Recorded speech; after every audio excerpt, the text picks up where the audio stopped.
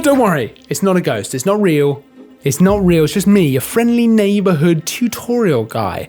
Because of course, yes, Halloween, but more importantly, Tutorial Tuesday. Welcome back to Tutorial Tuesday, where each and every Tuesday, we bring you a brand new, not fresh this time, not fresh, spooky photography tutorial. This week, we're going to dive into making your edits, making your portraits in this case, a little spookier, adding some spook to those photo edits. We're going to dive into Photoshop. I've got this photo here. Now, we recently attended an event held by UK shooters, and this was actually taken by Josh, who works in our London store, Josh Parrick. It's a really lovely photo. He was kind enough to take a bunch of photos for us, and this is the one we're going to look at today. Already a lovely photo. Already a great Halloween-y feel. We've actually got a video which we did a couple of years ago all about how to get some great Halloween photos. So I'll pop a link to that down in the comments, down in the description as well, so you can go and see that, because today we are specifically looking at how we can spook up our edits a little bit, what we can do to them to make them feel a little bit more, you know, a little bit scary, a little bit more atmospheric maybe. Let's have a look at what we can do. Now, essentially what we're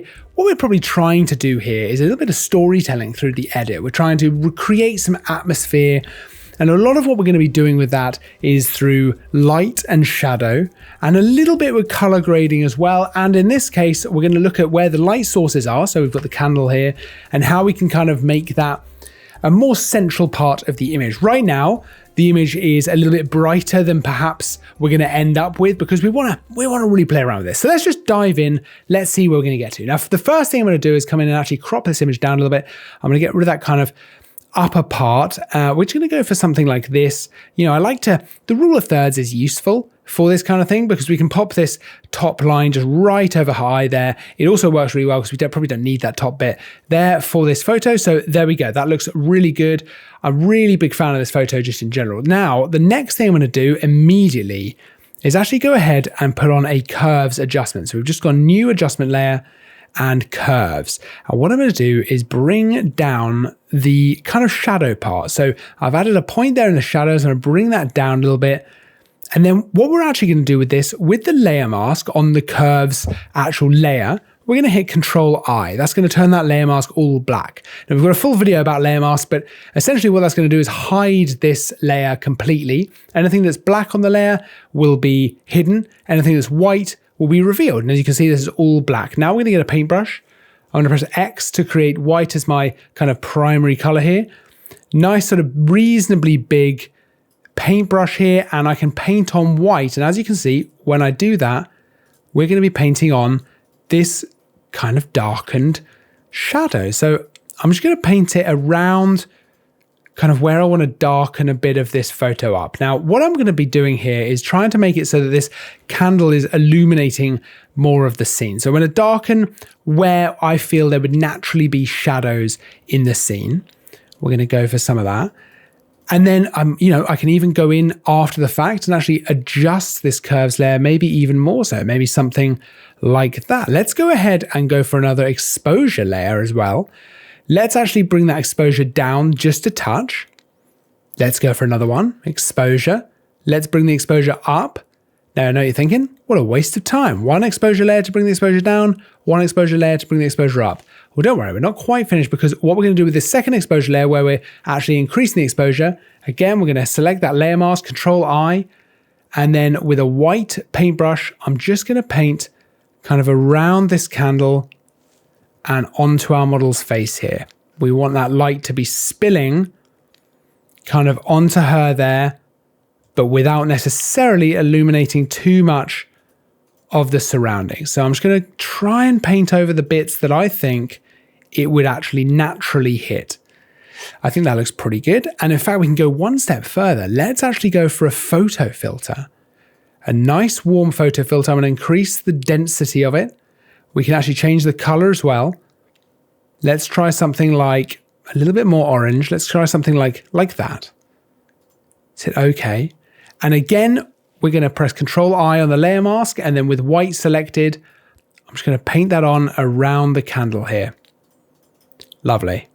Now, if we go back to the original, which we can do by holding Alt and left clicking on the eye symbol on the original layer right at the bottom, we can see what this looked like.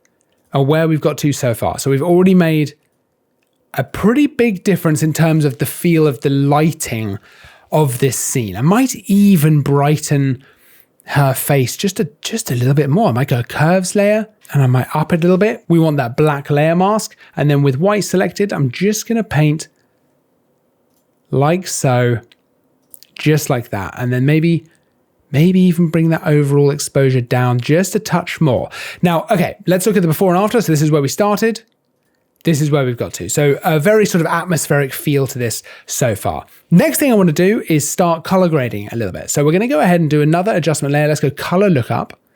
This allows us to add a LUT or a lookup table to this image, which can dramatically change the look of things. So let's go load 3D LUT up here. There's loads built into Photoshop to actually choose from. Right now, I'm going to try something like candlelight, which I think will look pretty nice. Let's bring the opacity of this layer down a bit so we're not going too crazy. I do think that looks really good, but it's probably not the one that we want to go for this image, I think. We could try something like crisp warm, which would really up that contrast as well. I think that looks good. But again, I don't know if it's the one. You know what we're going to have a look at? We're going to have a look at horror blue. Now, this is a little bit different. It's a little bit of a different feel. But what I am going to do with this one is actually pop it to 50%. And I'm actually going to go ahead and with the layer mask all white, I'm going to press X so that my primary color here is black.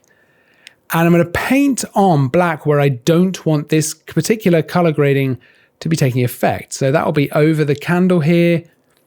And then again, spilling onto our subject a little bit here. But then what happens is, and we can actually kind of take away a little bit by painting white into the image. I want to make sure the wall behind is affected by the color grade. But you know, if you have a look at that, if I turn that off and back on,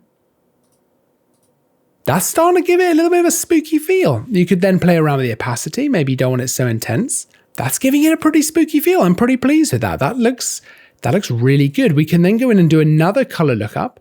And this can be a great way to really get that feel that you want, the vibe of the photo. Let's try teal orange plus contrast. Right now, of course, that's way too much at 100% opacity, but let's bring that down to something like, maybe we don't even need to go that high, something like 25%. Right, if we turn that off and back on, we're really starting to get a very stylized, Halloween-y kind of feel to this portrait now. So let's see the original that we started with. This is where we started.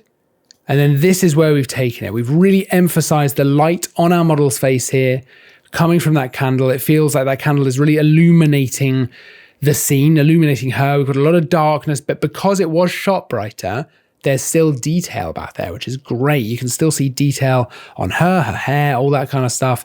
But it really feels like the candle is now the thing that is illuminating her and the scene, which is really cool. Now, if we wanted to, we could go even further with this. We could actually add some things into the photo that weren't there. For example, you can go online and you can either get free kind of mist or fog overlays for Photoshop. There's also ones you can pay for if you want more choice, but you'll find free ones as well. Let's drag one of those in now so we can just get a feel for what that would look like. So I've just brought this fog overlay in here, and all we have to do with something like this is change the blend mode to screen. I'm just going to scale this up a little bit as well. I'm going to pop it somewhere like right there.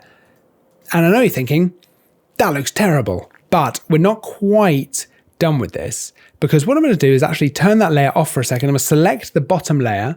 I'm going to come up here to the magic wand tool, and all I'm going to do is using this drop down menu, select cloud. I'm going to click select subject. I'm going to let Photoshop select our subject here, which has done a great job doing. I'm going to select that fog layer, and then I'm just going to click create layer mask. And what that's going to do is mask that fog out actually only on our subject, but with the layer mask selected, we can press Ctrl I, and now it's just behind our subject, which is great. We can bring that opacity down because I think it's way too bright, maybe to something like that. I think that actually does look pretty good. Now we've got fog behind our subject, but we probably want to have some fog in front as well, just to blend things in a little bit better. So I've brought this fog overlay in. I'm just going to scale this up a little bit. Let's change this to screen. And what we're going to do is just pop that somewhere like this. We're going to see what this looks like. We're going to bring that opacity right down, something like maybe 27%. And with the layer mask, we're going to create that. I'm going to use a paintbrush with black selected, And I'm just going to sort of dab this on. Now, actually, do you know what? I'm going to bring the flow down of the brush so that we're not painting black on at full opacity. And I'm just going to dab this on a little bit. Look at that. That looks pretty cool, I think. Now, what might help as well is to actually bring these fog layers. So I can select both of those by selecting one, hold shift, and then click on the other one as well. I might just bring those down below the two color lookups. Why? Because those color lookups are going to help to kind of blend things together in terms of the color grading. You can see there, maybe it feels a little bit too intense with that, but this is certainly a very Halloween-y feel to this portrait now. Let's look at the original again. That's where we started. And this is kind of where we've gotten to now. I might even go in with another exposure layer just to finish this off and bring this right down. Press Ctrl-I on the layer mask to make it all black. Press X to have white as my primary color and just paint this in. I've got a reasonably low flow now. So 35%. So I'm painting this in with a relatively sort of soft opacity that we're adding this, just to darken some of the areas that I think maybe they're too bright. You know, if we turn that layer off and back on, you can see that's doing quite a lot for the image. And one more before and after. So this is before. I still really like this image. It's a lovely, lovely portrait. And then all we've done is added all these different layers in to really accentuate that Halloween feel, to really spook this up, right? To really make this have that vibe of kind of a spooky Halloween portrait. And this is something you can do with all kinds of portraits at this time of year, which is really fun. Really what we're doing is playing around with the light. That's the primary thing. We're playing around with where do we want the light coming from in the photo? What do we want to be kind of brighter? What do we want to be darker? Where are we drawing our viewer's eye? And then we're playing around with the colors. So we've gone for a reasonably heavy color grade here, but I think it really works. That's pretty much all we're doing, but it just really lends itself to this overall atmospheric, almost storytelling kind of feel to the photo. I'd love to know though, do you ever play around with this kind of stuff? Do you ever go for those Halloween portraits? Have you got any fun Halloween shoots planned? Let me know down in the comments, because that's always super exciting. I actually really, really enjoy a lot of the stuff that we do this time of year for photography. There's a few shoots we've done in the past, which have been a lot of fun. I'll put up some photos where I went out into the woods with Matilda and we did a bunch of photos. Kind of, she was dressed up like a witch. It was super fun. There's a whole tutorial Tuesday all about how to capture those kind of photos. Like I say, I'll link that down in the description so you can go and check that out for yourself. Otherwise, don't forget to like and subscribe because there's new stuff every single week. I will see you in the next video. But until then, as always, thanks for watching.